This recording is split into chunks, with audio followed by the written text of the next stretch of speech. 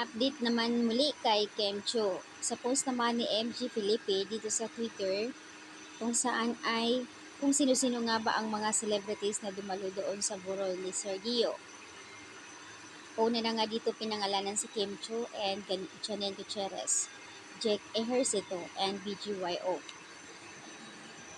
Kanina lang po yan, after ng showtime ni Kim, dumiretso kay sa burol. Naka-black siya kanina. Kahapon ay naka-white po siya. So halos everyday, pumunta si Kim, bumisita sa burol. Kung matatandaan niyo po sa ASAP, kahapon ay iyak ng iyak si Kim nung nagsalita si Sir Martin Rivera about kay Sir Dio.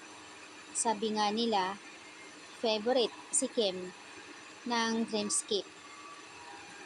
At hindi lang iyon, marami siyang mga project. Talaga namang sa mga post naman ni Kim na kung saan andoon si Sir Dio, ibang mga photos niya, behind the scene. Matungo naman tayo doon sa post ni MG Felipe. Kahapon, nauna na nga ang Kidelex. And then si Paulo, kasama ni Paulo Abilino kahapon, sila Kidelex, Loine, at iba pang mga artista. So, hindi sila nagsabay ni Paulo and Kim kahapon. And then kanina ang kasabay naman ni Kim ay si Janelle Gutierrez. Nagkataon na talagang ito yung araw na magkasabay sila doon. And today she's wearing black, kahapon white. Everyday present si Kim dahil sa sobrang mahal na mahal niya si Sir Dio. Sabi naman ng ibang mga netizens, first night din po sa Borol nandoon si Kim, sobrang iyak niya. Makasalamin si Kim kasi nga panay iyak.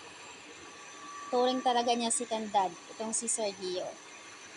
Stay strong, Kemi, at higpit, yakap ng mahigpit for you. 2 times na po kayo magpunta. Paminsan pahinga din para kahit pa paano hindi mamamaga yung mata mo.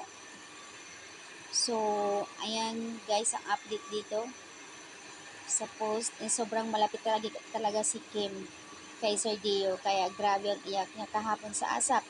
And lalo nakita niya sa burol si Sir Dio. Sabi ng isa dito, paano hindi niya mahalin si Sir Dio? Sobra. 17 years na hawak si Kim at maraming project na binigay sa kanya. Kumbaga, nandoon na